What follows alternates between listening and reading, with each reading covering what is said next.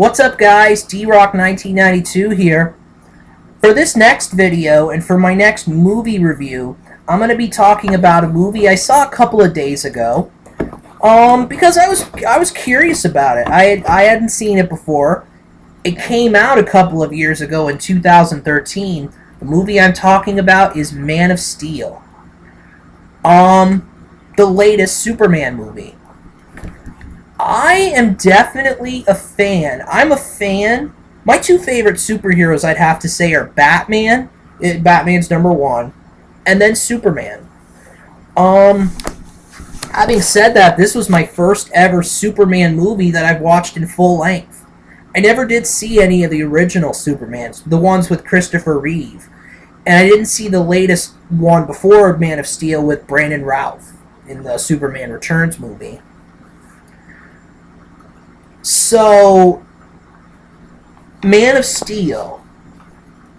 First of all, Man of Steel, it's surprising how divided critics are between it. It only has a 55% rating on Rotten Tomatoes. You'd expect it to be higher, definitely. It really did get a lot of controversy. I believe Man of Steel has the record for like the highest box office opening in June or something like that. A friend of mine told me that before, but something like that. But Man of Steel was a big success. There's no doubt about it. Just to get a little glimpse of that, I mean,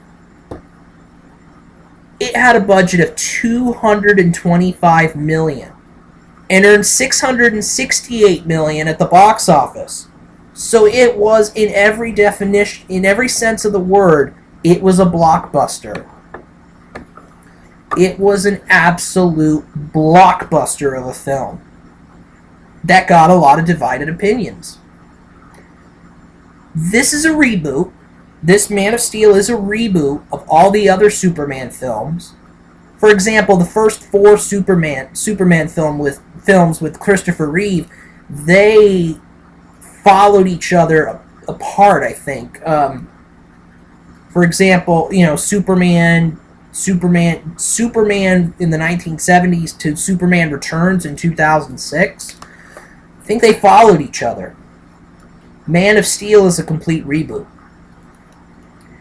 This movie, I'm not going to get too much into detail about what the movie's about, but it is about Superman's birth.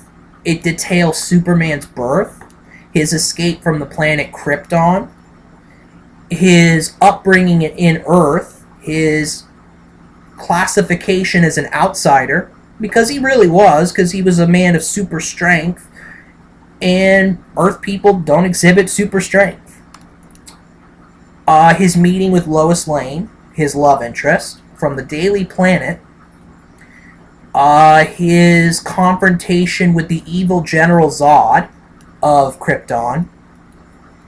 His relationship with his father, Jor-El. And actually, Superman's real name is Kal-El. He changes his name at the end to Clark Kent, obviously, when he joins the Daily Planet as a reporter alongside Lois Lane. And so those are pretty much the basic points. His adopted father, died in a tornado, by the way. So it kind of details that. His loss, his grief, his loss, and his willingness to do the right thing. His willingness to be the Boy Scout, the guy who is the hero. And it really details the action. The action is perfect. I mean, it really is good in this movie. Man of Steel has great action. And it also has good emotional scenes between Henry Cavill, or Cavil, however you pronounce his name, who plays Superman. Amy Adams, who plays Lois Lane. Amy Adams is a 5-time Academy Award nominee. So, if you can get anybody to play Lois Lane, Amy Adams was a great casting. Michael Shannon, this actor named Michael Shannon as General Zod, Kevin Costner. I just did a video on him. Kevin Costner played Superman's adopted father. Something Kent. First name I can't remember, but Diane Lane, and several other actors and actresses who did good jobs in the movie. Overall, I really did like this movie a lot. I really did. So the scene, one of the final scenes between Superman and General Zod, the battle between them it's one of the best final battles I've ever seen in a movie. I mean, it's really good. Those two battling each other out and all that kind of stuff. One of those final scenes where they did battle each other out, it was very good. It was very well done. The technology, you can see why it's a $225 million budget. Why it had that budget? Because there's a lot of high-tech technology, for sure, throughout the movie. It had great explosions, great destructive... General Zod and his men, and his followers, they did a lot of destruction on Metropolis, and Superman also, while trying to fight Zod and his followers. So you could I liked all the destruction and the mayhem in this movie. I think this movie really did a great job of portraying that aspect. This movie also is emotional. I mean, Superman has to find his way on Earth, find out who he is, because he doesn't know who he is until Kevin Costner's character, the adopted father, tells him where he came from or what he is. So he has to find answers. He's a complicated type superhero who has to find the answers. Very much so. And he eventually does. The very end of the movie is where he is a reporter. He becomes a reporter at the Daily Planet. Everybody who's a fan of Superman knows that his name is Clark Kent, and he does work at the Daily Planet alongside his love interest, Lois Lane. So overall, I would have to give this a perfect 5 out of 5 stars. I didn't have much problem with the film. Not really. I thought Michael Shannon did a pretty nice job as General Zod.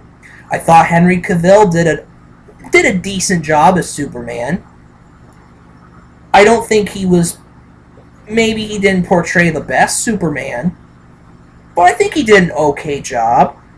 Amy Adams did a nice job as Lois Lane. I think she was the highlight of the film in consequence. I mean, I think she was the main piece of the film for me.